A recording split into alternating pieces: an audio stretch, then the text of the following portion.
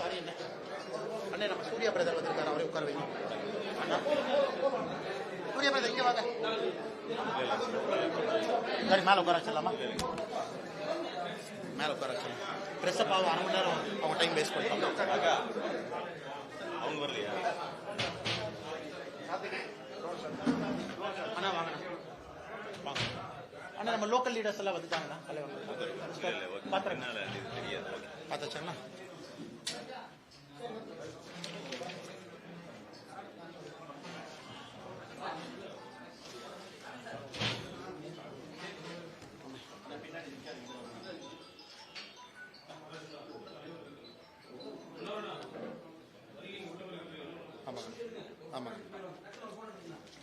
அண்ணா, பத்திரிகை அன்பர்களுக்கு எங்களுடைய அன்பார்ந்த மாலை வணக்கங்கண்ணா.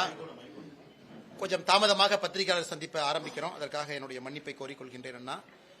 2-3 விஷயங்களை உங்களிடம் வைக்க வேண்டும் என்பது எங்களுடைய நோக்கம். என்னோடு நம்முடைய தலைவர்கள் எல்லாம் இருக்கிறாங்க. முதல்ல நம்முடைய அமைச்சர் KN நேரு அவர்கள் சார்ந்திருக்கக்கூடிய துறையில தொடர்ந்து முறைகேடுகள் வந்து கொண்டே இருக்கிறது. நம்ம பார்த்த இதற்கு முன்பு என்போர்ஸ்மெண்ட் டைரக்டரேட் அமலாக்கத்துறை அவர்கள் அக்டோபர் 2025 888 கோடி ரூபாய் ஊழல் நடந்திருப்பதை சுட்டிக்காட்டி நம்முடைய பொறுப்பு டிஜிபிக்கு ஒரு கடிதம் எழுதியிருந்தார்கள். அமலாக்கத்துறையை பொறுத்தவரை அந்த கடிதத்தில் குறிப்பிட்ட 150 நபர்கள் பின் பாயிண்ட் பண்ணி கொடுத்திருந்தாங்க. வாட்ஸ்அப் சாட்டு, எப்படி பணம் மாறி இருக்கு, குறிப்பா நேரு அவர்களுடைய அமைச்சர் இருக்கக்கூடிய துறையில இன்ஜினியர் அபிஷியல்ஸ் அவர்களுக்கு அந்த பரீட்சைக்கு 25 லட்சத்திலிருந்து 35 லட்சம் ரூபாய் வாங்கியது ஏற்கனவே பத்திரிகையாளர் சந்திப்பில் பேசியிருக்கோம். நான் டீட்டெயிலா போக விரும்பலீங்கன்னா அது உங்களுக்கு தெரியும். அது சம்பந்தமாக இதுவரை ஒரு வழக்கு கூட காவல்துறை பதிவு செய்யவில்லை. இது முதல். இரண்டாவது, மறுபடியும் நம்முடைய அமலாக்கத்துறை தமிழகத்தினுடைய பொறுப்பு டிஜிபி அவர்களுக்கு மறுபடியும் ஒரு கடிதம் எழுதியிருக்கிறாங்க. டிசம்பர் 3ஆம் தேதி கடிதம் எழுதியிருக்கிறாங்க. அதுல 258 பக்கம் அந்த கடிதம், இரண்டாவது முறை. இது திரு நேரு அவர்கள் சம்பந்தப்பட்ட முனிசிபல் அட்மினிஸ்ட்ரேஷன், வாட்டர் சப்ளை, நகராட்சி நிர்வாகத்துறையில குடிநீர் வழங்கல், அந்த துறையில 1020 கோடி ரூபாய் ஊழல் நடந்திருப்பதற்கான ப்ரூஃப் அட்டாச் பண்ணியிருக்கிறாங்க. இது குறிப்பாக நகராட்சி நிர்வாகம் மற்றும் குடிநீர் வழங்கல் துறையில அங்கே பொறுப்பேற்கக்கூடிய கான்ட்ராக்டர்ஸ், அரசனுடைய கான்ட்ராக்ட் கிடைக்கக்கூடிய கான்ட்ராக்டர்ஸ் எப்படி பிரைப், லஞ்சப்பணமாக 7.5% 10% கான்ட்ராக்ட் வேல்யூவை நேரு அவர்களுக்கும் குடும்பத்தை சார்ந்தவர்களுக்கும் கொடுக்க வேண்டும் என்பதை ஒரு டோசியரா நம்முடைய பொறுப்பு டிஜிபி கொடுத்திருக்கிறாங்க. இதில் நீங்க நல்லா இந்த டோசியரை பாத்தீங்கன்னா, இது தமிழ்நாட்டில் மத்திய அரசு பணத்தில் கட்டப்படக்கூடிய பப்ளிக் டாய்லெட், சானிடேஷன் சர்வீஸ், சுகாதாரத்துறை சம்பந்தப்பட்டது, நபார்டு வங்கியினுடைய பணத்தை வாங்கி நடக்கக்கூடிய ப்ராஜெக்ட், வாட்டர் ரெனோவேஷன் ஒர்க், அதாவது ஆறு ஏரி சம்பந்தப்பட்ட வேலைகள், சிவிக் கன்ஸ்ட்ரக்ஷன் ப்ராஜெக்ட். இதுல மத்திய அரசினுடைய பணமும் கூட மாநில அரசுக்கு அது நேரு அவர்களுடைய துறையின் மூலமாக இம்ப்ளிமெண்ட் ஆகக்கூடிய முனிசிபல் அட்மினிஸ்ட்ரேஷன், வாட்டர் சப்ளை, இதுல 1020 கோடி ரூபாய் ஊழலை கண்டுபிடித்து 258 பக்கம் டோசியராக பொறுப்பு டிஜிபி கொடுத்திருக்கிறாங்க. கொடுத்து கிட்டத்தட்ட இன்னைக்கு டிசம்பர் 3னா உங்களுக்கு கிட்டத்தட்ட 12 நாள் ஆகுது. அதுல குறிப்பாக இடி அவர்கள் மறுபடியும் வாட்ஸ்அப் சாட் எப்படி பணத்தை வாங்கியிருக்கிறாங்க, ஹவாலா டிரான்சாக்சன், துபாய்க்கு ஹவாலா மூலமாக ஓவர்சீஸுக்கு அனுப்பி இருக்கக்கூடிய ப்ரூஃப், அது எல்லாம் கூட கொடுத்திருக்கிறாங்க. இதுல ரொம்ப அதிர்ச்சிகரமான விஷயம் என்னன்னா, இது அதிர்ச்சி தான், ஆனா ஆச்சரியம் இல்ல, நிறைய வாட்ஸ்அப் சாட்ல பார்ட்டி ஃபண்ட் மென்ஷன் பண்ணிருக்காங்க. பார்ட்டி ஃபண்ட் டிஎம்கேன்னு இருக்கு, அதையும் கூட அமலாக்கத்துறை அந்த 258 பேஜ் டோசியர்ல அதையும் கூட ஹைலைட் பண்ணிருக்காங்க. பார்ட்டி ஃபண்ட் அப்படின்னு அவங்க பண்ணி பிரைப கலெக்ட் பண்ணிருக்காங்க. 7.5% 10% கான்ட்ராக்டர்ஸ்.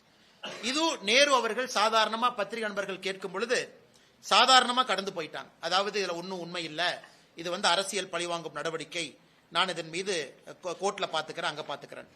அதனால் மறுபடியும் பத்திரிகையாளர் சந்திப்பில் நாங்க என்ன சொல்ல விரும்புறோம் அப்படின்னா, 888 கோடி ரூபாய் முதல் ஊழல் இன்ஜினியர் ரெக்ரூட்மெண்ட், ஒரு இன்ஜினியருக்கு 25 லட்சத்திலிருந்து 35 லட்சம் ரூபாய் லஞ்சம். இரண்டாவது, நேரு அவர்கள் துறையில கான்ட்ராக்ட் பெறக்கூடிய ஒப்பந்தக்காரர்கள் 7.5% 10% லஞ்சப்பணம், அந்த பணம் துபாய்க்கு போகுது ஹவாலால, அதை அமலாக்கத்துறை மென்ஷன் பண்ணியிருக்கிறாங்க. பார்ட்டி ஃபண்ட்னு மென்ஷன் பண்ணியிருக்கிறாங்க. அப்படி இருந்தும் கூட அடிப்படை எஃப்ஐஆர் இதுல இல்ல. ஏன்னா எஃப்ஐஆர் ஃபைல் பண்ணாதான் அமலாக்கத்துறையை பொறுத்தவரை அவர்கள் அடுத்த கட்ட நடவடிக்கை மணி லாண்டரிங் எல்லாம் அவங்க ஆக்ஷன் எடுக்க முடியும். இதையும் கூட உங்க கவனத்துக்கு கொண்டு வரும். மூன்றாவது, இன்று நேரு அவர்களுடைய அமைச்சரவையில் நடந்திருக்கக்கூடிய குளறுபடி. இன்னைக்கு பாத்தீங்கன்னா Tamil Nadu government of Tamil Nadu rural development and panchayat raj department, ஊரக வளர்ச்சி ஊராட்சி துறை, அதுல ஊராட்சி செயலாளர், பஞ்சாயத்து செக்ரட்டரி, ஊராட்சி செயலாளருக்கான ரெக்ரூட்மெண்ட் போயிட்டு இருக்கு. இந்த ஊராட்சி செயலாளர் ரெக்ரூட்மெண்ட் பாத்தீங்கன்னா ரிட்டன் எக்ஸாம், இன்டர்வியூ ரெண்டு சேர்த்தி தான். நான் எப்படி பார்த்தா இன்டர்வியூ வந்து இன்னைக்கு நாளைக்கெல்லாம் நடந்திருக்கணும். ஆனா நேத்து சாயங்காலம் டிசம்பர் 11ஆம் தேதி சாயங்காலம் ஒரு மெசேஜ் எல்லாத்துக்குமே குறுஞ்செய்தி வருது, இந்த மாதிரி இன்டர்வியூ கேன்சல் ஆயிருச்சு அப்படின்னு. இன்னைக்கு 12ஆம் தேதி இன்னைக்கு யாரெல்லாம் இந்த வெப்சைட் ஓபன் பண்ணி பாக்குறாங்களோ, ஊரக வளர்ச்சி மற்றும் ஊராட்சி துறை வெப்சைட் ஓபன் பண்ணி பாக்குறாங்களோ, எல்லாத்துக்கும் ஒரு பெரிய ஷாக் என்னன்னா, யாரெல்லாம் இன்டர்வியூக்கு குவாலிஃபைடு ஒரு புது லிஸ்ட போட்டிருக்காங்க. அந்த லிஸ்ட் எவ்வளவு குளறுபடியா இருக்குன்னு ஒரு 3 உதாரணத்தை உங்களுக்கு நான் சுட்டி காட்டுறேன். உதாரணத்துக்கு கோயம்புத்தூர். இன்னைக்கு கோயம்புத்தூர் என்னோட செல்போன்ல வந்து கோயம்புத்தூர் இருக்கு. அதுல நீங்க யாரெல்லாம் செலக்ட் ஆயிருக்கிறாங்க, பிசி உமன், பிசி மேல், உதாரணத்துக்கு அதை எடுத்துக்கிட்டோம் அப்படின்னா, ஒரு பிசி உமன் வந்து 500 மார்க்குக்கு 494 வாங்கி செலக்ட் ஆயிருக்கிறாங்க, 493 வாங்கி செலக்ட் ஆயிருக்காங்க. அதே பிசி உமன் ரிஜெக்ஷன் பாத்தீங்கன்னா 500க்கு 496 வாங்கி ரிஜெக்ட் ஆயிருக்காங்க. சோ என்ன பேசிஸ்ல அவங்க லிஸ்ட் போட்டாங்கன்னு யாருக்குமே தெரியல. அதாவது இதுல வந்து இன்டர்னல் கோட்டா இருக்கு, அவங்க தமிழ் மீடியமா, அவங்க வந்து விட்டோவா, அவங்க வந்து மாற்றுத்திறனாளியா, இல்ல அவங்க வந்து இதற்கு முன்பே படை வீரரா இருந்திருக்கிறாங்களா அப்படிங்கிற வெயிட்டேஜ் வச்சு பார்த்தாலும் கூட, இன்னைக்கு அவங்க வெளியிட்டிருக்கக்கூடிய ஊரக வளர்ச்சி மற்றும் ஊராட்சி துறை, அதுல ஊராட்சி செயலாளர் அதனுடைய லிஸ்ட நீங்க பாத்தீங்கன்னா சம்பந்தமே இல்லாத லோவர் மார்க் வாங்கினவங்க இன்டர்வியூ குவாலிஃபை ஆயிருக்கிறாங்க. சேம் பேராமீட்டர் மீட் பண்ணிருக்கக்கூடிய அதை விட அதிகமா மார்க் வாங்கி இருக்கிறவங்க குவாலிஃபை ஆகாம இருக்கிறாங்க. கோயம்புத்தூர், கரூர், மதுரை இந்த 3 மாவட்டத்தினுடைய லிஸ்ட நாங்க அனலைஸ் பண்ணதை பத்திரிகை நண்பர்களுக்கு இந்த பத்திரிகையாளர் சந்திப்பு முடிச்ச உடனே வாட்ஸ்அப்ல ஷேர் பண்றோம். அதாவது செலக்ட் ஆனவங்க கிரைட்டீரியா என்ன, நாட் செலக்டட் கிரைட்டீரியா என்ன, செலக்ட் ஆனவங்க கிரைட்டீரியாவோட நாட் செலக்டட் பெட்டரா இருந்தும் செலக்ட் ஆகல. சோ இவ்வளவு குளறுபடிகளை இன்னைக்கு வெளியிட்டிருக்கக்கூடிய லிஸ்ட், இதிலும் கூட லஞ்சம் கைமாறி இருப்பதாக பெரிய அளவில் குற்றச்சாட்டுகள் வந்து கொண்டிருக்கிறது என்று காலையிலிருந்து. ஆனால் தொடர்ச்சியாக ஒரு மூத்த அமைச்சருடைய துறை ஒரு மாதத்தில் அமலாக்கத்துறையை பொறுத்தவரை 888 கோடி, அதன் பிறகு 1020 கோடி ரூபாய் இன்னொரு ஊழல், மூன்றாவது முறையாக இன்னைக்கு அவங்க வெளியிட்டிருக்கக்கூடிய இன்டர்வியூ பட்டியல், இதிலும் கூட பெரிய அளவில் குழப்பம் இருக்கு. ஆனா முதலமைச்சர் எதையும் கண்டுகொண்டதாக தெரியவில்லை, நேரு அவர்களும் எதையும் கண்டுகொண்டதாக தெரியவில்லை. இன்னைக்கு பொறுப்பு டிஜிபிக்கு பொறுப்பு டிஜிபி போட்டிருக்கிறாங்க. அதனால் யாருமே எஃப்ஐஆர் பதிவு செய்வதற்கு தயாராக இல்லை. இந்தியால எங்கேயும் நடக்காத அநியாயம் இங்க நடக்குது. அதனால இவ்வளவு ஊழல் குற்றச்சாட்டு மட்டுமில்ல, டோசியர் கொடுத்து ப்ரூஃப் கொடுத்தும் கூட நான் எஃப்ஐஆர் போட மாட்டேன் என்று ஒற்றை கருத்துல எங்க தமிழகத்தினுடைய காவல்துறையினுடைய உயரதிகாரிகள் இருக்கிறாங்க. இதை வந்து நம்முடைய பத்திரிகை நண்பர்களுக்கு நாங்கள் உங்க கவனத்துக்கு கொண்டு வர்றோம். அடுத்து இரண்டாவதுங்கன்னா எஸ்ஐஆரை பொறுத்தவரை ஃபேஸ் 1 தமிழகத்தில் இன்னும் 3 நாட்கள் டிசம்பர் 14ஆம் தேதி வரை எக்ஸ்டெண்ட் பண்ணியிருக்கிறாங்க. அது வரைக்கும் நம்முடைய எனுமரேஷன் ஃபார்மை கொடுக்கலாம். ஏற்கனவே பாரதிய ஜனதா கட்சி நாங்கள் சொன்னதுதான், 80 லட்சத்திற்கு மேல தமிழகத்தினுடைய வாக்காளர் பட்டியலில் குறைந்தபட்சம் நீக்கப்பட வேண்டும் என்று சொல்லியிருந்தோம். இன்னைக்கு தேர்தல் கமிஷன் கொடுத்திருக்கிற டாக்குமெண்ட் படி 77 லட்சம் நீக்கி இருக்கிறாங்க. அதாவது இன்னைக்கு இந்த டிராஃப்ட் லிஸ்டுக்கு முன்னாடி டெய்லி கொடுக்கிற பிரஸ் நோட் அப்டேட் அடிப்படையில் 77 லட்சம் வாக்காளர்கள், 6,41,00,000 வாக்காளர்கள் எஸ்ஐஆருக்கு முன்னாடி, இன்னைக்கு வரைக்கும் 77 லட்சம் வாக்காளர்கள் death, shifted, absent, not found, இறந்து போயிட்டாங்க, மாறிட்டாங்க, பெர்மனன்ட்லி ஷிஃப்டட் மாறிட்டாங்க, காணாம போயிட்டாங்க, கண்டுபிடிக்க முடியல, இதர காரணங்கள் 77 லட்சம். அப்ப நீங்க பாத்தீங்கன்னா தமிழகத்தில் கிட்டத்தட்ட 12%. ஒரு வாக்காளர் பட்டியல்ல 12% வாக்காளர்கள் இன்னைக்கு வந்து வரைவு வாக்காளர் பட்டியல்ல இல்லை என்பது ஒரு விதத்துல பெரிய ஒரு ஆச்சரியம் மட்டுமல்ல, அதிர்ச்சியும் கூட. அப்படின்னா இந்த பட்டியலை வச்சுதான் நம்ம லோக்சபா தேர்தலையே சந்திச்சிருக்கிறோம். 2024 லோக்சபா தேர்தலில் இந்த பட்டியலை வச்சுதான் நம்ம சந்திச்சிருக்கிறோம். 12% வாக்காளர்கள் இல்லை. இன்னைக்கு அடுத்த இந்த 14 டிசம்பர் இந்த ஃபேஸ் முடிஞ்சதுக்கு அப்புறம் டிசம்பர் 19ஆம் தேதி வரைவு வாக்காளர் பட்டியல் வெளியிட இருக்கிறாங்க. அதை வந்து கண்ணும் கருத்துமா நம்ம பார்க்கணும். கிட்டத்தட்ட 80 லட்சத்திற்கு மேல நீக்கப்பட்டாங்கன்னா தமிழ்நாட்டினுடைய வாக்காளர்கள் 5.5 கோடிக்கு வந்துருவாங்க. 5,60,00,000, 5,62,00,000 வந்துருவாங்க. இதுவும் கூட தமிழக மக்களுடைய கவனத்துக்கு நாங்கள் ஒரு அரசியல் கட்சியாக கொண்டு வருகின்றோம். எந்த அளவுக்கு வாக்காளர் பட்டியல் 2024 சரி பார்த்தாங்க, 2023 சரி பார்த்தாங்க, 2022 சரி பார்த்தாங்க. எல்லா வருஷமும் சரி பார்த்துக்கிட்டே இருக்கிறாங்க.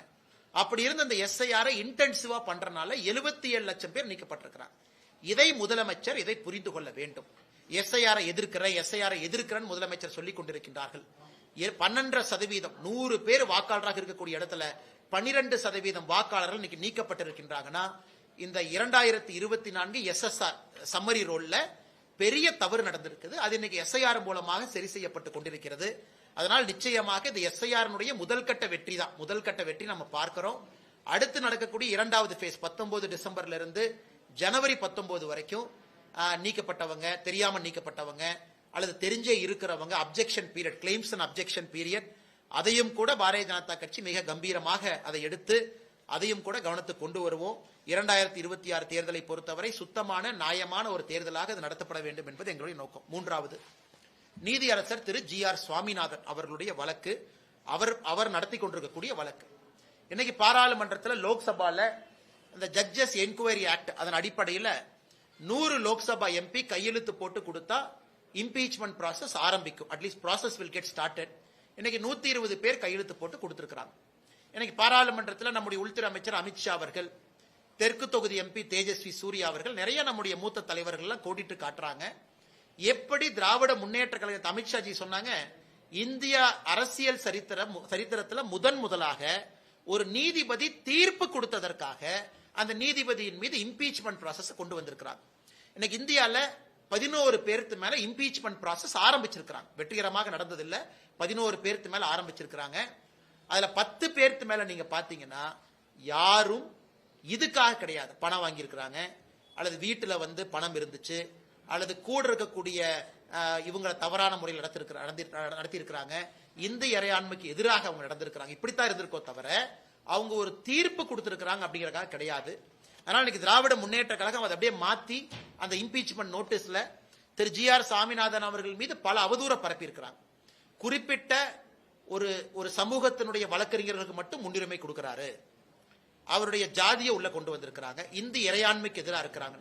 இவ்வளவு பொய்களை பாராளுமன்றத்தில் பேசியதை நம்முடைய உள்துறை அமைச்சர் அவர்கள் சுட்டி காட்டியிருக்கிறாங்க. இதுல உத்தவ் தாக்கரே போன்றவர்களும் கூட இதுல அவங்களுடைய கட்சி சார்பாக கையெழுத்து போட்டிருப்பது நமக்கு அதிர்ச்சியும் வேதனையும் அளிக்கிறது.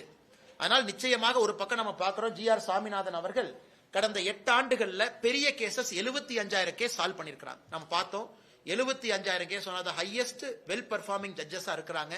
அப்படி இருந்தும் திராவிட முன்னேற்ற கழகம் இந்திய அளவுல நம்முடைய ஜுடிஷியரியினுடைய நடவடிக்கையை கேலிக்குத்தாக்கி இருக்கிறாங்க. நம்முடைய நீதி அரசர்களுக்கு ஒரு விதமான பயத்தை ஏற்படுத்தி இருக்கிறாங்க. யாராவது நேர்மையா தீர்ப்பு கொடுத்தா நமக்கும் இந்த நிலைமை தான் நடக்கும் அப்படிங்கிற ஒரு பயத்தை திராவிட முன்னேற்ற கழகத்தினுடைய எம்பிக்கள் பாராளுமன்றத்தில் ஏற்படுத்தி இருக்கிறாங்க. உங்களுக்கு தெரியும், இந்த நோட்டீஸ் கொடுத்ததுக்கு அப்புறம் ஸ்பீக்கர் 3 பேர் கொண்ட குழுவை உருவாக்குவாங்க. அந்த 3 பேர் கொண்ட குழு அவங்க என்கொயரி பண்ணிட்டு தவறா இருக்கு சரியா இருக்கு ரிப்போர்ட் கொடுத்ததுக்கு அப்புறம் பார்லிமெண்ட்ல 2/3 of members present and voting, 50% of total members, அத்தனை பேர் ஓட்டு போடணும். அதெல்லாம் நடக்கிறதுக்கு வாய்ப்பே இல்லை. அந்த ப்ராசஸ்க்கு அது போகவே போகாதுங்க. ஏன்னா 120 பேர்த்தினால பார்லிமெண்ட்ல அவங்களால அந்த ப்ராசஸ் ஜெயிக்க முடியாது. பட் இருந்தும் நீதி அரசனுடைய மாண்புக்கு இவர்கள் தேவையில்லாத ஒரு பிரச்சனையை விளைவித்திருக்கின்றார்கள். அவங்களுடைய மாண்புக்கு பங்கம் விளைவித்திருக்கின்றார்கள். அந்த ப்ராசஸ் அடுத்த ஸ்டேஜுக்கு போகாதுங்க. ஏன்னா இந்திய அலையன்ஸ்ல நம்பர்ஸ் கிடையாது, டிஎம்கே அலையன்ஸ்ல நம்பர்ஸ் இல்ல. இருந்தும் கூட ஏன் நாங்கள் இதை சுட்டி காட்டுகின்றோம் என்றால், தமிழகத்தில் இன்னைக்கு நீதி அரசர்கள் நேர்மையான முறையில் பணியாற்றுவதற்கு இங்கே இடமில்லை. திராவிட முன்னேற்ற கழகத்தினுடைய ஆட்சியாளர்கள் எல்லா விதமான பிரச்சனைகளும் உருவாக்குறாங்க. 4வது, சீடு பில் 2025 தமிழ்நாட்டில் இப்பவே சில பொய்களை சொல்ல ஆரம்பிச்சுட்டாங்க. நவம்பர் 12ஆம் தேதி இன்னைக்கு நம்ம மினிஸ்ட்ரி ஆஃப் அக்ரிகல்ச்சர் ஒரு வரைவு பில், டிராஃப்ட் பில்ல ரிலீஸ் பண்ணாங்க. டிசம்பர் 11 வரைக்கும், அதாவது நேத்து வரைக்கும் டைம் கொடுத்திருந்தாங்க. சீடு பில் 2025க்கு உங்களுடைய இன்புட்டை கொடுங்க, நவம்பர் 12 இருந்து டிசம்பர் 11 வரை. இன்னைக்கு தமிழகத்தில் சில விவசாய சங்கங்கள் நம் மீது அவதூறு பரப்புறாங்க. மோடி அரசு ஜெனட்டிக்கலி இன்ஜினியர்டு, ஜெனட்டிக்கலி மாடிஃபைடு விதைகளை இந்தியாவுக்குள்ள கொண்டு வருவதற்கு இந்த சீடு பில் 2025 பயன்படுத்துறாங்க அப்படிங்கிற அவதூறை இன்னைக்கே பரப்ப ஆரம்பிச்சிட்டாங்க. அதையும் நம்முடைய பத்திரிகை நண்பர்களுக்கு நாங்க தெளிவுபடுத்த விரும்புகின்றோம். இந்தியாவை பொறுத்தவரை ஜெனட்டிக்கலி மாடிஃபைட் அப்படிங்கிறது என்னங்க? ஒன்று காட்டன். 2002 காங்கிரஸ் ஆட்சியில ஜெனட்டிக்கலி மாடிஃபைடு காட்டன் உள்ள கொண்டு வரலாம். பிடி காட்டன் இந்தியாக்குள்ள 2002 இருந்து இருக்கு. நம்முடைய அரசு 2022 அதுக்கு நம்ம யூபிஏ அரசாங்கத்திலேயே அவங்க ஒரு கமிட்டி ஒன்று உருவாக்கி இருந்தாங்க. ஜெனட்டிக் இன்ஜினியரிங் அப்ரைசல் கமிட்டி அப்படின்னு ஒன்று உருவாக்கி இருந்தாங்க. அதெல்லாம் நம்ம பார்த்திருக்கிறோம். நம்முடைய அரசு வந்த பிறகு மஸ்டர்ட் கடுகு மட்டும் ஜெனட்டிக்கலி மாடிஃபைட். அது இன்னைக்கு உச்சநீதிமன்றத்தால் அது இன்னைக்கு அப்பீல்ல அது விசாரிச்சுக்கிட்டு இருக்கிறாங்க. அதை தவிர இந்தியாவில் ஜெனட்டிக்கலி மாடிஃபைடு எதுவுமே கிடையாது. ஒரு பக்கம் காட்டன் 23 வெரைட்டி ஆஃப் காட்டன் வேறு இடத்துல 21 வெரைட்டி ஆஃப் காட்டன் இருக்கு. அதன் பிறகு ஃபீல்டு டைலுக்கு நிறைய வந்திருக்கு, எதுவுமே இல்ல. நான் சொல்றது மார்க்கெட்ல இருக்கிறதுங்க. இன்னைக்கு மஸ்டர்ட் அது உச்சநீதிமன்றத்தால அந்த வழக்கு விசாரணை நடந்து கொண்டிருக்கிறது. சீடு பில்லுக்கும் அதுக்கும் சம்பந்தம் இல்லை. ஜெனட்டிக்கலி மாடிஃபைடு கிராப் ஒன்று வரணும் அப்படின்னா அதற்கு ஜெனட்டிக் இன்ஜினியரிங் அப்ரைசல் கமிட்டி அப்படின்னு ஒரு GESC கமிட்டி இருக்கு, அதன் மூலமா வரணும். இந்த சீடு பில் என்ன சொல்லுதுங்க? அதாவது இந்தியாவுக்குள்ள ஒரு விதையை ஒருத்தவங்க விற்கிறாங்க. விவசாயி கிடையாது, டிஸ்ட்ரிபியூட்டர், ஹோல்சேலர், ரீட்டைலர். அவங்க 3 பேர் விற்கிறாங்கன்னா அவர்களுக்கான வரைமுறை இந்த சீடு பில் 2025 கொண்டு வந்திருக்கிறாங்க. ஒரு டிஸ்ட்ரிபியூட்டர் யாரு வேணுமானாலும் இன்னைக்கு பாத்தீங்கன்னா அன்ஆர்கனைஸ்டா லூசா ஒரு பிராண்டடா விற்கிறாங்க. ஒரு பிராண்டட் விதையை விற்கிறாங்கன்னா அவர்கள் அதை எப்படி விற்க வேண்டும், அதற்கு ரெகுலேஷன் என்ன, சீட் அனாலிசிஸ் என்ன பண்ணணும், சீடு டெஸ்டிங் என்ன பண்ணணும், import regulation of seed. Genetic seed கிடையாது, நார்மலான ஒரு சீடு, இம்போர்ட் ரெகுலேஷன் என்ன இருக்கு. இதற்காக மட்டும்தான் சீடு பில் 2025 பப்ளிக் இதுல இருக்கு. விவசாயி இந்த பில்லுல உள்ள வரமாட்டாங்க. எந்த விவசாயியும் கூட சீடு பில் 2025 வரமாட்டாங்க. விவசாயிகள் அவங்க எந்த சீடை வேணாலும் வாங்கலாம், எந்த சீடை வேணாலும் அவங்க ஸ்டோர் பண்ணலாம், எந்த சீடை வேண்டுமானாலும் இன்னொரு விவசாயி கொடுக்கலாம்.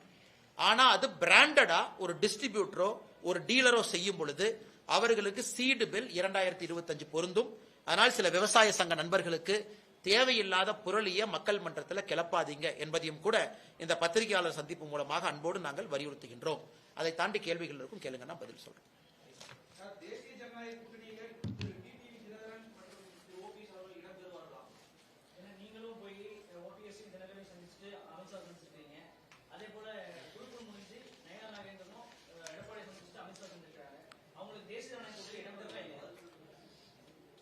அண்ணன் மதிப்பு மிகுந்த அண்ணன் OPS அவர்கள், முன்னாள் முதலமைச்சர் ஐயா அவர்களை இங்க கோயம்புத்தூர்ல ஒரு திருமண விழாவில் நான் போகும்போது ஐயாவும் இருந்தாங்க, 2 பேரும் சந்திச்சுக்கிட்டோம். அண்ணன் TTV தினகரன் அவர்கள் அவங்களுடைய கட்சி நிகழ்ச்சிக்காக கோயம்புத்தூர் வந்திருந்தாங்க. தொலைபேசியில் என்கிட்ட பேசினாங்க. நான் அன்போடு நம்முடைய இல்லத்திற்கு உணவுக்கு வர வேண்டும் என்று சொல்லியிருந்தேன். அவர்களும் அதை ஏற்றுக்கொண்டு உணவருந்த வந்திருந்தார்கள். இதுதாங்க நான். மற்றபடி தேசிய ஜனநாயக கூட்டணியில் யார் இணையணும் யார் இணையக்கூடாது என்பதற்கு அகில இந்திய அளவில் தலைவர்கள் இருக்கிறாங்க. தமிழகத்தில் என்டிஏ கூட்டணியினுடைய தலைவராக எடப்பாடி பழனிசாமி அவர்கள் இருக்கிறாங்க. பாரதிய ஜனதா கட்சியினுடைய தலைவர் அண்ணன் நயினார் நாகேந்திரன் அவர்கள் இருக்கிறாங்க. அதனால சரியான நேரத்தில் இவர்கள் முடிவெடுத்து சொல்லுவார்கள், இவங்க பேசுவாங்க யார் வரணும் யார் வரக்கூடாதுன்னு. எங்களை பொறுத்தவரை வலிமையான என்டிஏ இந்த தேர்தலில் இருக்கும் பொழுது நம்முடைய வெற்றி வாய்ப்பை இன்னும் பிரகாசமாக இன்னும் சிறப்பாக 3ல் 2 பங்கு ஜெயிப்பதற்கு நமக்கு ஒரு வலிமையான என்டிஏ வேணும். அந்த வலிமையான என்டிஏல யார் இருக்கணும்? இன்னும் நிறைய பேர் இந்த கூட்டணிக்கு வராம இருக்கிறாங்க. உதாரணத்துக்கு தேமுதிக, உதாரணத்துக்கு பாட்டாளி மக்கள் கட்சி. அவங்க எல்லாம் வரும்பொழுது இந்த தேசிய ஜனநாயக கூட்டணி இன்னும் வலிமையாக இருக்கும். அதனால் சம்பந்தப்பட்ட தலைவர்கள் தகுந்த நேரத்தில் உங்களுக்கு பதில் சொல்லுவாங்கன்னா, நான் ஒரு பதில் சொன்னா அது தவறா போயிருங்க.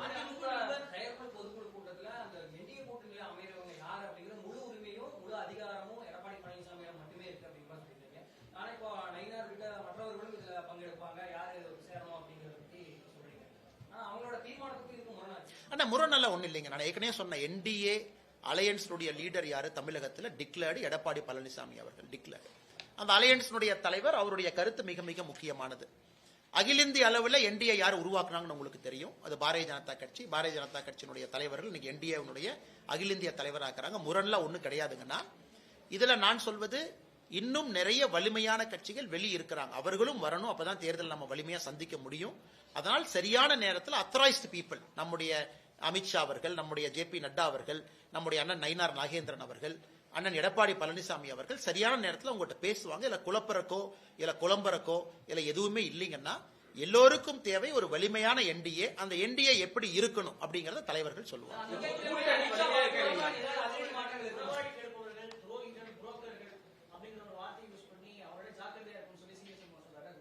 ஆனா எல்லோருமே ஜாக்கிரதையா இருக்கணும். அது ஏன் ஒரு கட்சி ஜாக்கிரதையா இருக்கணும்?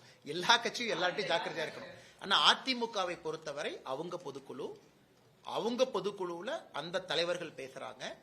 அவர்கள் பேசுவதற்கு அவர்களுக்கு முழு உரிமை இருக்கு. அவங்க அந்த கட்சியை வலிமைப்படுத்துவதற்காகத்தான் அதிமுக கட்சி நடத்துறாங்க. அவங்க பேசுனதுல நான் எதுவும் தவறாக பார்க்கல. அவங்க கட்சிக்காக அவங்க பேசுறாங்க. சோ ஒரு கட்சியும் அந்த கட்சிக்காக பேசணும். அதனால அவர்கள் பேசினா எதுவும் தவறாக பார்க்கல. அவங்க கட்சிக்காக பேசுறாங்க. பாரதிய ஜனதா கட்சி எங்க கட்சிக்காக பேசுறோம். என்டிஏ என்று வரும்பொழுது எல்லோரும் ஒருங்கிணைந்து இந்த தேர்தலை வெற்றி பெற வேண்டும் என்பதற்காக சந்திக்க போறோம். அதனால இப்படி பேசினாங்க, அப்படி பேசினாங்க, ஒருவேளை உங்களை பத்தி பேசியிருப்பாங்களோ, ஒருவேளை அவங்களை பத்தி பேசியிருப்பாங்களோ, அதெல்லாம் எனக்கு முக்கியம் கிடையாதுங்கன்னா, அவங்க பொதுக்குழுவுல அவங்க பேசக்கூடிய கருத்துக்கு நான் எப்படி பொறுப்பேற்க முடியுங்கன்னா, கிளாரிபிகேஷன் வேணும்னா பேசின சம்பந்தப்பட்ட தலைவர்கள்ட்ட நீங்க தான் கேட்கணும். என்னை பொறுத்தவரை அந்த கட்சி தலைவர்கள் அவங்க பொதுக்குழுல பேசுறதுக்கு அவங்களுக்கு உரிமை இருப்பதாகத்தான் நான் பார்க்கின்றேன். அண்ணா அதான் நான் சொல்றேங்கன்னா, அது அவங்ககிட்ட தான் கேட்கணும். என்னை பொறுத்தவரை அவங்க மாற்று கட்சியை குறிப்பிடல. என்னை பொறுத்தவரை அவங்க தவறா பேசல. என்னை பொறுத்தவரை அவங்க பொதுக்குழுவில் அவங்க பேசியிருக்கிறாங்க. அதே போல பாரதிய ஜனதா கட்சியினுடைய பொதுக்குழுவுல யாரோ பேசுறாங்கன்னா நான் பொறுப்பேற்று பதில் சொல்ல முடியுங்கன்னா, எனக்கு அதிமுக பொதுக்குழுவுல பேசின தலைவர்கள்ட்ட தான் நீங்க கிளாரிபிகேஷன் கேட்கணும். ஆனா இல்லைங்கண்ணா, நீங்க டிவியில போட்டிருக்கிறீங்க இந்த மாதிரி டென்டேட்டிவா. அமித்ஷா அவர்கள் வருவதை நம்முடைய மாநில தலைவர் அவர்கள் உறுதிப்படுத்துவாங்க. ஏன்னா அவங்களும் டெல்லி போயிருக்கிறாங்க. இன்னைக்கு வந்து ஒரு முக்கியமான ஒரு பெரிய தலைவருக்கான ஸ்டாம்ப் வெளியீட்டு விழா டெல்லியில் நடக்குது. நம்முடைய பாரதிய ஜனதா கட்சியினுடைய தலைவர்கள் எல்லோரும் பங்கேற்கிறாங்க.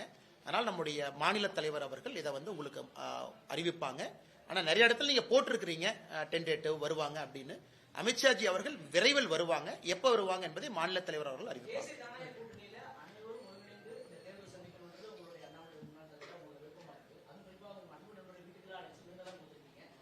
ஏன்னா நீங்க நாளைக்கு ஒரு நிமிஷம், நீங்க நாளைக்கு வீட்டுக்கு வந்தா உங்களுக்கு நான் சாப்பாடு கொடுக்க மாட்டேன் சொன்னேன். நீங்க நண்பர் தானே, நான் உங்க வீட்டுக்கு வந்தா நீங்க கொடுக்க மாட்டீங்களா? அண்ணா அண்ணா அதுக்குள்ள நான் அத்தரைஸ் டு ஸ்பீக் அண்ணா. நான் சொன்ன அந்த 4 பேர் பட்டியல நான் இல்ல. என்னுடைய கருத்தை நான் சொல்லலாம். அமித்ஷா அவர்கள் பேர் சொன்னேன், நட்டா அவர்கள் பேர் சொன்னேன், மாநிலத்தினுடைய தலைவர் நயினார் நாகேந்திரன் அவர்கள் பேர் சொன்னேன், தமிழ்நாட்டினுடைய என்டிஏ தலைவர் திரு எடப்பாடி பழனிசாமி அவர்கள் இருக்கிறாங்க. எங்களுடைய விருப்பத்தை ஒரு க்ளோஸ்டு டோர் ரூமுக்குள்ள நாங்க சொல்லலாம், தலைவர்கள்ட்ட சொல்லலாம், வெற்றி பெறுவதற்கான வாய்ப்புகளை சொல்லலாம். ஒருத்தர் வந்தா என்ன ஓட்டு வரும், வரலினா என்ன ஓட்டு போகுங்கிறத நாங்க சொல்லலாம். அனுபவத்தின் அடிப்படையில் 2021 பார்த்திருக்கோம், 24 பார்த்திருக்கோம், நாங்க எல்லாமே சொல்லலாம். பட் பொது வெளியில யார் இடம்பெற வேண்டும், யார் இடம்பெறக்கூடாது என்பது தலைவர்கள் சொல்லுவாங்க. எல்லோரும் ஒருமித்த கருத்து வலிமையாக இருக்க வேண்டும் என்பது எங்களுடைய ஒருமித்த கருத்து. அண்ணா அண்ணா அடுத்து கொண்டு வரேன்.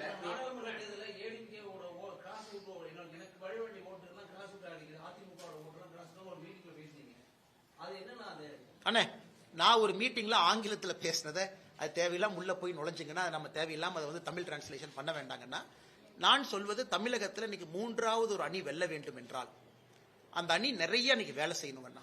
ஏன்னா மக்களை பொறுத்தவரை ஒரு தேர்டா ஒரு பார்ட்டி ஜெயிக்கணும் அப்படின்னா அது அவ்வளவு ஈஸி கிடையாதுங்கண்ணா. தமிழ்நாட்டில் வந்து அவ்வளவு ஈஸி கிடையாது. கேரளாவும் அதே தான்.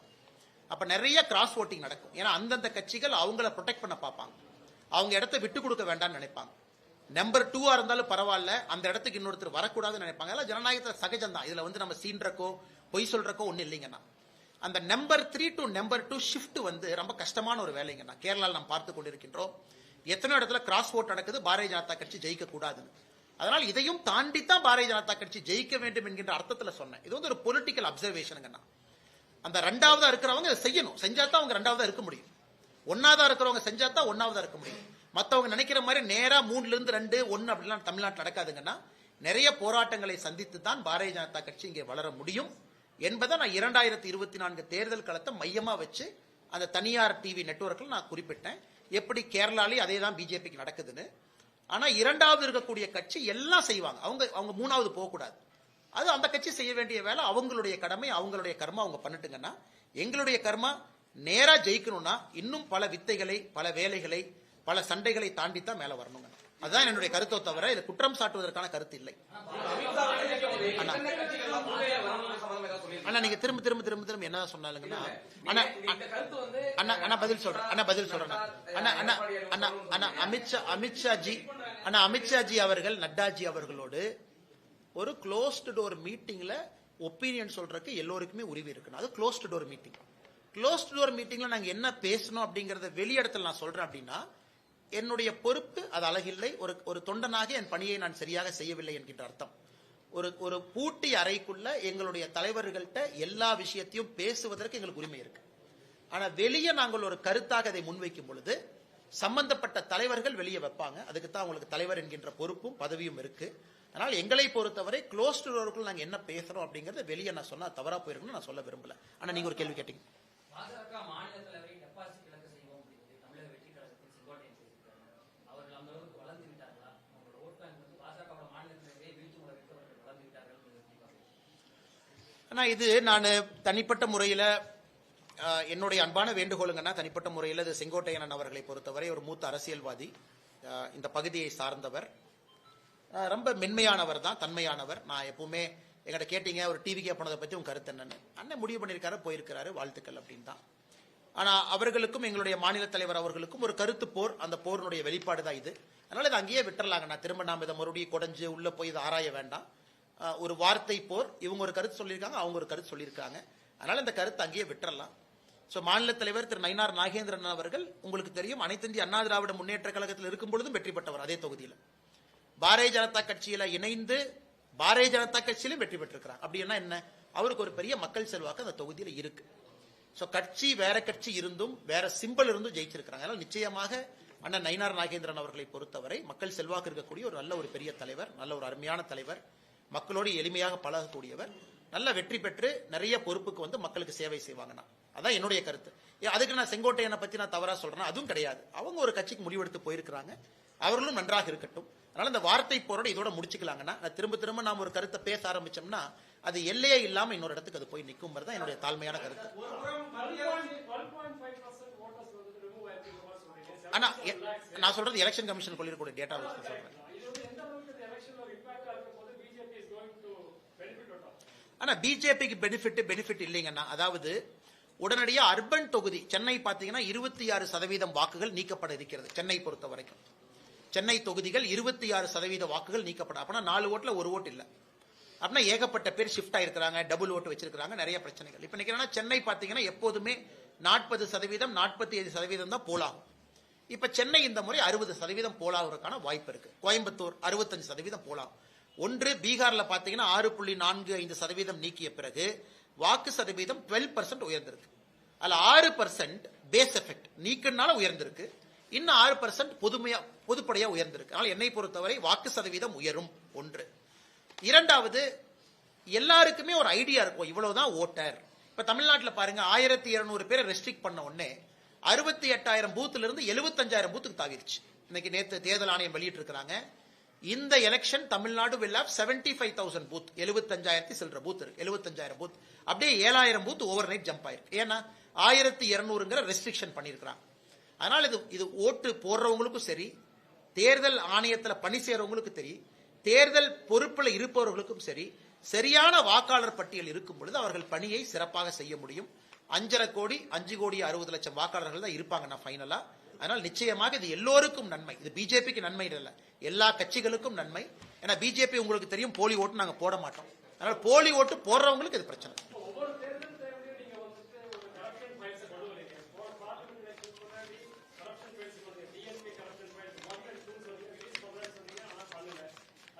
ஆனா 2 ரிலீஸ் பண்ணேன், டிஎம்கே 1 2 பண்ணேன். உங்களுக்கு என்ன அண்ணா 2 பண்ணேன், எப்படி சொல்லாதீங்க 2. ஆனா டிஎம்கே 1 பண்ணோம், டிஎம்கே 2 பண்ணோம், 2 பண்ணோம். டிஎம்கே 2 உங்களுக்கு தெரியும் கவர்னர்கிட்ட போய் நம்ம கொடுத்துருக்கிறோம். குறிப்பா ஒரு பெரிய லிஸ்ட் போய் கவர்னர் ஆபீஸ்ல கொடுத்து நம்ம பிரஸ் நோட்டா ரிலீஸ் பண்ணிருக்கோம், 2 பண்ணிருக்கோம். ஆனா இன்னைக்கு நாம் பேசுவது தொடர்ந்து இன்னைக்கு நான் ஒரே கேள்வி தான் அண்ணன் கிட்ட கேட்கிறேன். KN நேரு அவர்களை பற்றி 3 கேள்விகள். இதை நாங்க ரிலீஸ் பண்ணலனா இடி சொன்னதை நான் சொல்றேன். ஒரு அடிப்படை எஃப்ஐஆர் கூட போட முடியாத ஒரு சமுதாயமாக மாறி இருக்கும். எஃப்ஐஆர் போட்டுட்டு KN நேரு இன்னசென்ட்னு சொல்லிட்டது வேறங்கன்னா, KN நேரு அவர்கள் எஃப்ஐஆர் போட்டாங்க பாருங்க நான் இன்னசென்ட், நான் கோர்ட்ல போய் ப்ரூவ் பண்றேன், அந்த கருத்தை நான் ஏற்கிறேன், கோர்ட்ல பாத்துக்கலாம், இன்வெஸ்டிகேஷன்ல பாத்துக்கலாம். ஆனா தமிழகத்தினுடைய முதலமைச்சர் அவர்கள் காவல்துறைக்கு ஒரு எஃப்ஐஆர் பதிவு செய்வதற்கே நான் அனுமதி கொடுக்க மாட்டேன் என்று சொன்னால் உண்மையாலுமே இங்க இறையாண்மை இருக்கா? உண்மையாலுமே மக்களாட்சி நடக்குதா? உண்மையாலுமே அரசியலமைப்பு சட்டத்தின்படி தான் இந்த ஆட்சி நடக்குதாங்கிற கேள்வி எல்லோரும் வைக்கிறாங்க. இன்னைக்கு மூன்றாவதா இன்னைக்கு அவங்க வெளியிட்டிருக்கக்கூடிய ஊராட்சி செயலாளர், பஞ்சாயத்து செக்ரட்டரி, அந்த லிஸ்ட்ல இருக்கக்கூடிய குழப்பத்தை அவங்களுக்கு அனுப்புறேன். நான் முடிச்சோன்னே நீங்க பாருங்க, உங்களுக்கே ஆச்சரியமா இருக்கும். எப்படி இப்படி உங்களால ஒரு லிஸ்ட்டை தயார் பண்ண முடியும்?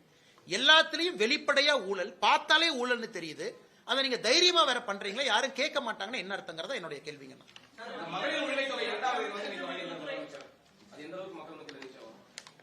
ஆனா இன்னைக்கு முதலமைச்சர் அவர்களை பொறுத்தவரை அவர் கையில் இருக்கக்கூடிய கடைசி அஸ்திரம் மகளிர் உரிமை தொகையை உயர்த்துவது, பொங்கல் தொகுப்புல பணம் கொடுப்பது, மகளிர் உரிமை தொகையில அதிக சகோதரிகளை கொண்டு வந்து சேர்ப்பது. இதுதான் கடைசி அஸ்திரம். இதை தவிர அஸ்திரம் கிடையாதுங்க. ஏன்னா நம்முடைய நிதி சுமையை பார்த்தீங்கன்னா அதை தவிர சிஎம்கிட்ட வேற கார்டெல்லாம் பிளே பண்றதுக்கு இல்ல. அவர் என்னதான் அஸ்திரத்தை பயன்படுத்தினாலும் கூட மக்கள் தெளிவாக இருக்கின்றார்கள். ஆட்சி போக வேண்டும் என்று முடிவு செய்த பிறகு அது மெதுவா போனான்னா வேகமா போனான்னு நிச்சயமா 2026 தேர்தலில் ஆட்சி போயிருங்கண்ணா. இவங்க எத்தனை பேர்த்த சேர்த்து எவ்வளவு உயர்த்தி கொடுத்தாலும் கூட மக்களுடைய மனநிலை ஆட்சி மாற்றம். அதனால் நிச்சயமாக ஆட்சி மாற்றம் நடக்கும். பொங்கலுக்கும் பணம் கொடுப்பாங்க, 3000 5000 கொடுப்பாங்க. நல்லதுதான், கொடுத்தாங்க, வரவேற்கிறோம். மக்கள் அதை வாங்கி வச்சுட்டோம், அவங்க பணம் தான். ஆனா இன்னைக்கு இவ்வளவு சொல்ற முதலமைச்சர் ஆட்சிக்கு வந்து முதல் 17 18 19 மாசம் பணம் கொடுக்கல 1000 ரூபாய். அதையும் சேர்த்து கொடுத்தாருன்னா கொஞ்சம் சந்தோஷமா இருக்கும் இல்லைங்கண்ணா. அதையும் சேர்த்து கொடுத்தா ஆட்சிக்கு வந்து முதல்ல கொடுக்காததுக்கும் 1000 ரூபாய் கணக்கு போட்டு மொத்தமா ஒரு அக்கௌண்ட்டுக்கு 30,000 ரூபாய் அனுப்பிச்சு விட்டாருன்னா ஹாப்பியா இருக்கும்ல. அதை பண்ண மாட்டாரு. அதையும் பண்ணட்டும். அதனால ஓட்டு மாறுமா, அதனால ஆட்சி மாறுமான்னு பாப்பாங்க. அண்ணே அண்ணே அண்ணே பண்றதுக்கு எல்லா உரிமை இருக்கு அண்ணா. நான் விமர்சனம் வைக்கலீங்கண்ணா. முதலமைச்சர் அவர்கள் தேர்தல் அறிவிப்பதற்கு ஒரு மாசத்துக்கு முன்னாடி பழைய பாக்கி எல்லாம் மொத்தமா சேர்த்து அக்கௌண்ட்டுக்கு பணம் அனுப்பிச்சிட்டா நாங்க விமர்சனம் வைக்கிறோம். ஏன்னா அவங்க அறிவிச்ச திட்டம் தான். என்ன பாப்பாங்கண்ணா, அவர் கொடுப்பாரான்னு பாப்போம். அண்ணா இந்த தேர்தல் ஃபர்ஸ்ட் வாக்காளர் பட்டியல் நியாயமாக இருக்கும், அது முதல் நம்பிக்கை. வாக்காளர் பட்டியல் நியாயமா இருந்ததுக்கு அப்புறம் ரெண்டாவது எங்க எக்ஸ்பெக்டேஷன்னா இந்த வாக்காளர் பட்டியல் ப்ராசஸ்க்கே 4 அகில இந்திய IAS அதிகாரிகள் அனுப்பிச்சிருக்காங்க. தலைமை தேர்தல் ஆணையர் மேலிருந்து 4 IAS அதிகாரிகள் அனுப்பிச்சிருக்காங்க தமிழ்நாட்டுக்கு. இந்த வரைவு வாக்காளர் பட்டியலை ஓவர்சீ பண்றதுக்கு அர்ச்சனா பட்நாயக் அவர்களுக்கு மேல 4 பேர் வந்திருக்காங்க, நம்முடைய சிஓக்கு மேல. அடுத்து எங்களை பொறுத்தவரை இந்த மாடல் கோட் ஆஃப் கண்டக்ட் அறிவிச்ச பிறகுதான் ஆபீசர்லாம் தெளிஞ்சு கிளம்பி வருவாங்க. ஆனா நம்ம டிஎம்கே காரங்க எவ்வளவு ஸ்மார்ட்னா அதுக்கு ஒரு மாசத்துக்கு முன்னாடியே கொடுக்க வேண்டிய இடத்துக்கு பணம் கொடுத்தாச்சு, போக வேண்டிய இடத்துக்கு போயாச்சு, கிஃப்ட் போக வேண்டிய இடத்துக்கு போயாச்சு. அதனால இந்த வரைவு வாக்காளர் பட்டியல் பிப்ரவரி 2வது வாரம் பப்ளிஷ் பண்ண உடனே தமிழ்நாட்டில் வெளியிருந்து வரக்கூடிய ஸ்குவாடு எல்லாம் அனுப்பணும். IRS officer squad, MCC squad, அவங்க எல்லாம் வந்து இப்பவே அடிப்படை வேலையை செய்யணும். எலெக்ஷன் அறிவிக்கிறது அறிவிக்கட்டுங்கண்ணா. எல்லா வருஷமே தேர்தல் அறிவிப்பதற்கு முன்பாகவே பணம், மெட்டீரியல் எல்லாரும் மாறுறாங்க. அதை எலெக்ஷன் கமிஷன் செய்து விட்டால் தமிழகத்தில் நியாயமான தேர்தல் நடக்கும். நல்ல கேள்விங்கன்னா எல்லா வழக்குகளும் கம்பவுண்ட் அஃபென்ஸ் தான். அண்ணன் அதை ட்ராக் பண்ணி பார்த்தீங்கன்னா எல்லாரும் இன்னாரம் கோர்ட்டுக்கு போய் ஆமாங்க ஐயா நான் தப்பு பண்ணேன்னு ஒத்துக்கிட்டு ஃபைனை கட்டிட்டு வெளியே வந்துடுறாங்க. அந்த ரெப்ரசன்டேஷன் ஆஃப் பீப்புள் ஆக்ட் போடுற எந்த கேஸ்லயும் ஜெயிலுக்கு அனுப்ப முடியாதுங்கன்னா மேஜர் கேசஸ். அன்லெஸ் நான் வந்து அடிச்சேன், உடைச்சேன், கண்ணாடி உடைச்சேன், ரத்தம் வந்துச்சுன்னு இது பிடிச்சாங்க, அது பிடிச்சாங்க, சாராயம் பிடிச்சாங்க, எல்லாமே கம்பவுண்டபிள். அதுவும் ஒரு பிரச்சனை. இன்னைக்கு ரெப்ரசன்டேஷன் ஆஃப் பீப்புள் ஆக்ட்ல ஒரு பெரிய பிரச்சனை என்னன்னாங்கன்னா இன்னைக்கு ஓட்டருக்கு நம்ம கிஃப்ட்னு என்ன சொல்றோமோ அது எல்லாமே கம்பவுண்டபிள் அஃபென்ஸா இருக்கு. சாரி கேட்டு கோர்ட்ல எக்ஸ்கியூஸ் கேட்டு கோர்ட் உங்களுக்கு ஒரு சாதாரண அபராதத்தை விதித்த பிறகு அபராதத்தை கட்டிவிட்டு வெளியே வந்துடலாம். அப்படித்தான் இன்னைக்கு எல்லா கேஸும் போகுது. அதனால தண்டனையும் கடுமையா கொடுக்கணும். உதாரணத்திற்கு லிக்கர் கொடுக்குறாங்க, கடுமையா உயர்த்தணும். கிஃப்ட் பாக்ஸ் கொடுத்து மாட்டுறாங்க, கடுமையா உயர்த்தணும். அது எதுவுமே இன்னைக்கு இல்லைங்கன்னா ரெப்ரசன்டேஷன் ஆஃப் பீப்புள் ஆக்டே வீக்கா தான் இருக்கு. அதுவும் நம்முடைய தேர்தல் நியாயமாக நடக்காததற்கு அதுவும் ஒரு காரணம். எடப்பாடி பழனிசாமி பொதுக்குழுல பேசும்போது அமலாக்கத்துறை ஒரு பட்டியல் வச்சிருக்காங்க, தேர்தலுக்கு முன்னாடி இன்னும் நிறைய பேர் உள்ள போவாங்க. அண்ணா எனக்கு தெரியாதுங்கண்ணே. என் கையில் இருக்கிறது அமலாக்கத்துறையினுடைய 2 பட்டியல், KN நேரு அவர்கள் சம்பந்தப்பட்ட 2 பட்டியல். இதை கையில் எடுத்தாவே அண்ணன் KN நேரு அவர்கள் உள்ள போவாங்கன்னா இதைத்தான் எடுங்க நான் சொல்றேன். மேடம் அண்ணே வந்துட்டேன். மேடம் பார்த்தா ஃபர்ஸ்ட் கேள்வி கேட்கறாங்க.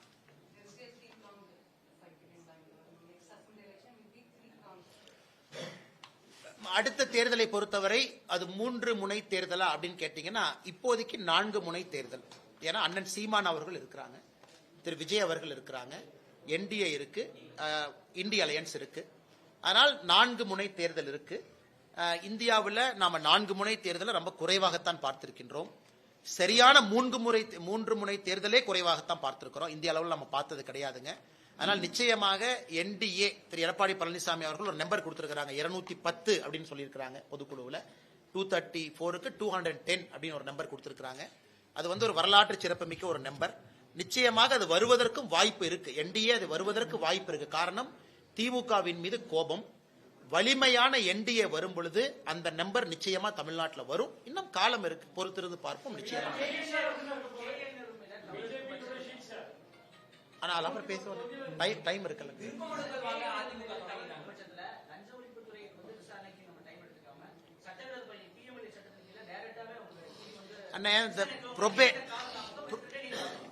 ப்ரொபேட் அஃபென்ஸ், அதாவது இன்னைக்கு வந்து இடி அவர்கள் பிஎம்எல்ஏல வந்து நடவடிக்கை எடுக்கணும் அப்படின்னா ஒரு பேசிக் அஃபென்ஸ் தமிழ்நாட்டில் நடந்திருக்கணும். அதுக்கு ஒரு எஃப்ஐஆர் பதிவு செஞ்சிருக்கணும்.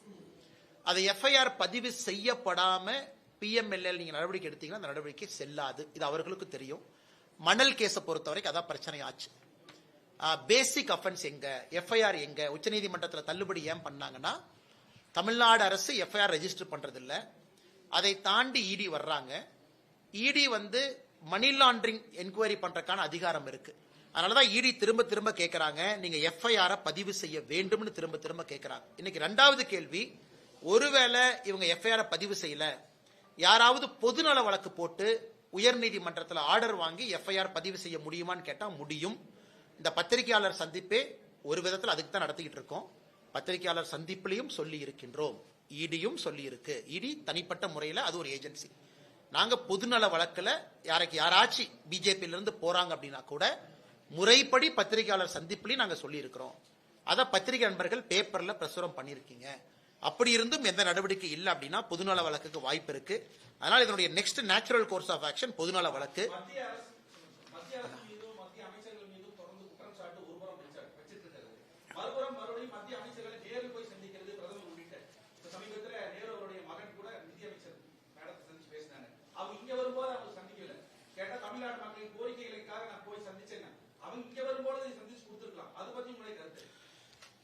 நியாயமான ஒரு கருத்து தான். நிதியமைச்சர் அவர்கள் நிறைய முறை தமிழகத்துக்கு வர்றாங்க, பிரதமர் அவங்க வர்றாங்க. தமிழகத்திற்குள்ள அவங்க பார்டரை தாண்டிட்டாங்கன்னாவே எதிரி மாதிரி தான் பாக்குறாங்க.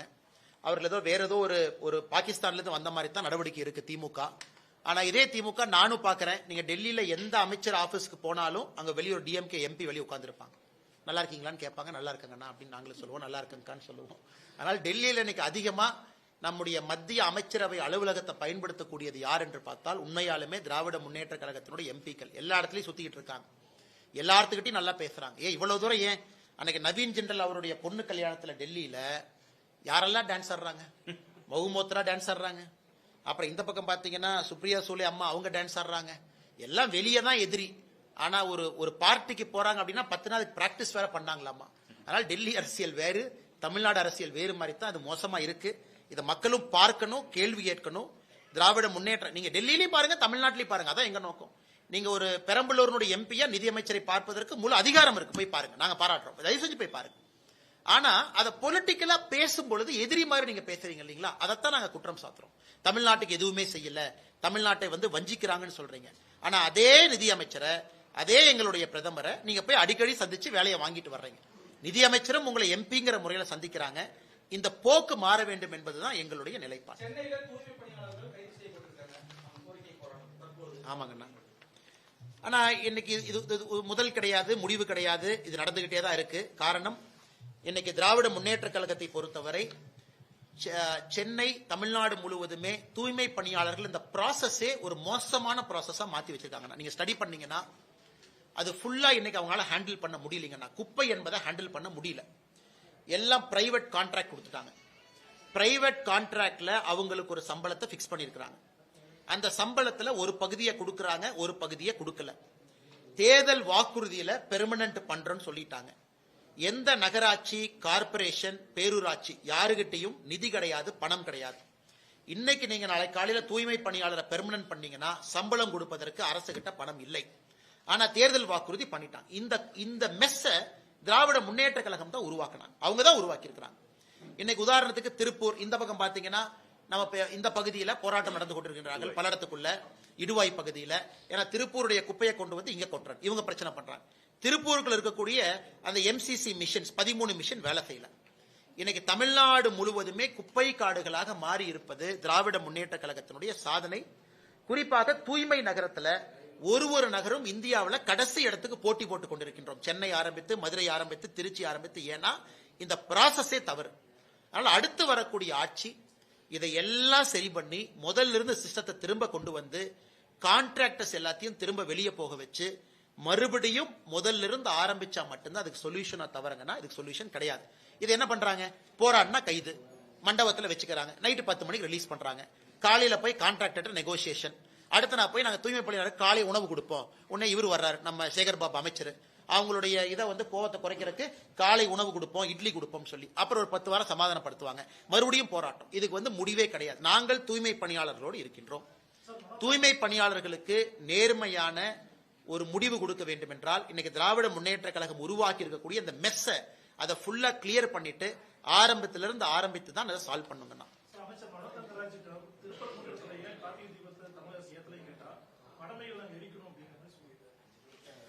ஆனா மனோ தங்கராஜ் அவர்கள் அவங்க ஊரு கிள்ளியூர்ல நேற்று நம்முடைய ஜிஆர் சுவாமிநாதன் அவர்கள் குறிப்பிட்டு காட்டியிருக்காங்க. கிள்ளியூர்ல மயிலாடும் பாறை ஒரு பாறை இருக்குங்கண்ணா கிள்ளியூர்ல. அங்க வந்து வில்சன் ஒருத்தர் மதுரை பெஞ்ச் மெட்ராஸ் ஹைகோர்ட்ல கேஸ் போடுறாரு. ஜட்ஜ் ஆர்டர் போறாரு, சுவாமிநாதன் அவர்கள் இல்ல மயிலாடும் பாறைக்கு மேல் எடுத்த முருகரை கொண்டே மறுபடியும் வைங்க, டைரக்ஷன் கொடுக்கிறாரு, முருகரை கொண்டே மயிலாடும் பாறையில கிள்ளியூர்ல வைங்க. இதுவரை அந்த டைரக்ஷனை ஃபாலோ பண்ணல, முருகரை கொண்டு போய் பாறை மேல வைக்கல. இதே ஜிஆர் சுவாமிநாதன் அவர்கள் திருப்பரங்குன்றத்துல தீபத்தூண்ல தீபம் ஏத்தணும், அதையும் ஃபாலோ பண்ணல. இதே ஜிஆர் சுவாமிநாதன் அவர்கள் திண்டுக்கல்ல இன்னொரு பகுதியில் கிறிஸ்தவர்கள் இந்துக்கள் ஃபைட் பண்றாங்க, அங்க கார்த்திகை தீபம் ஏத்தணும், அதையும் ஃபாலோ பண்ணல. அதனால இன்னைக்கு இந்த அரசு நியாயப்படி இது 356 பயன்படுத்த வேண்டிய அரசு. ஒரு கோர்ட்டு கொடுக்கக்கூடிய டைரக்ஷனே ஃபாலோ பண்ணலீங்கன்னா அந்த அரசுக்கு என்னென்ன வேலை? ஆனா மோடி அவர்களோ மத்திய அரசோ வேற யாருமோ இன்னைக்கு 356 பயன்படுத்துறதே கிடையாது. காரணம் எல்லாமே நியாயமா நடக்கணும், நேர்மையா நடக்கணும், எல்லாமே இறைமாட்சியின்படி நடக்கணுங்கிற ஒரே காரணத்துல மோடி அவர்கள் எங்கேயுமே 356 பயன்படுத்தியதில்லை, பயன்படுத்த போறது கிடையாது. அதனால இவங்க இவ்வளவு தவறுகளை செய்து கொண்டே இருக்கின்றார்கள் ஆட்சியாளர்கள். இதை நாங்க மக்கள் மன்றத்தில் வைக்கிறோம். 2026 இதற்கான பதில் வரும் என்று நினைக்கின்றோம். அதனால மனோ தங்கராஜ் அவங்க திருப்பரங்குன்றத்தை பார்க்கறத பக்கத்துல கிள்ளியூர் இருக்கு, மயிலாடும் பாறை பக்கத்துல இருக்கு, அதை பார்த்து விட்டு மதுரை உயர்நீதிமன்றம் கொடுத்திருக்கக்கூடிய தீர்ப்பை கிள்ளியூர் மயிலாடும் பாறையில இம்ப்ளிமெண்ட் பண்ண சொன்னா நாங்க சந்தோஷமா இருக்கும்.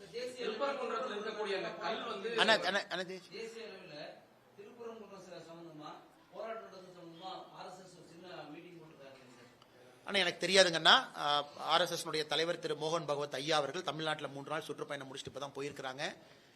எங்களுடைய RSS மூத்த தலைவர்கள் அவங்க எல்லாம் முடிவெடுப்பாங்க. பாரதிய ஜனதா கட்சியை பொறுத்தவரை சகோதரர் சூர்யா அவங்க கைது செய்யப்பட்டாங்க, காவல்துறை தாக்குனாங்க, அந்த காட்சியெல்லாம் நம்ம பார்த்தோம். நயினார் நாகேந்திரன் அவர்கள் மாநில தலைவரை கைது பண்ணாங்க, சம்பந்தமே இல்லாம அதெல்லாம் பார்த்தோம். பாரதிய ஜனதா கட்சி போராடி கொண்டிருக்கிறது, தொடர்ந்து போராடும்.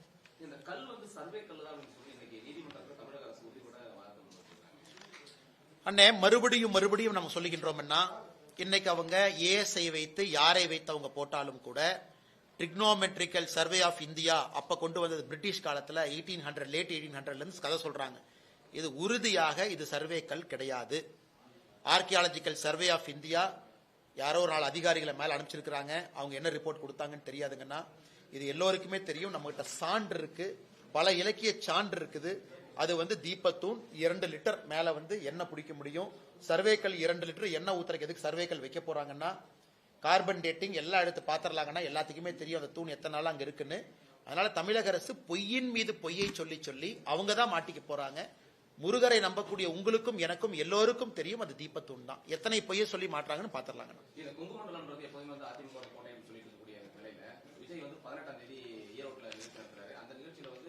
பல்வேறு கட்சிகளை சேர்ந்தவர்கள் இணைவதற்கான வாய்ப்புகள் இருக்கும் செங்கோட்டையன் சொல்லியிருக்காரு. அரசியல்ல கொங்கு மண்டல அரசியல்ல இந்த விஷயத்தை எந்த அளவுக்கு ஒரு அண்ணா எல்லோரும் போட்டி போடலாம், எல்லோரும் வரட்டும், அதுல எந்த தவறும் கிடையாது. செங்கோட்டையன் அவர்கள் அவரும் கடுமையான முயற்சியை பண்ணட்டுங்கன்னா, ஆனா மக்கள் ஆட்சியை மாற்றணும்னு முடிவு பண்ணிட்டா கடைசியில எப்படி ஓட்டு போடுவாங்கன்னாங்கன்னா ஆட்சி அமைக்க தகுந்தவர் யார், யாருகிட்ட ஆட்சியாளர்கள் இருக்கிறாங்க, யாருகிட்ட எம்எல்ஏஸ் வருவாங்க, யாரு எம்எல்ஏவை எனக்கு பழக்கம், எந்த எம்எல்ஏவை நான் வீட்டில் போய் பார்க்க முடியும், எந்த எம்எல்ஏ ஆல்ரெடி இருந்திருக்கிறாங்க, இப்படித்தான் மக்களுடைய மனசு இருக்கும்.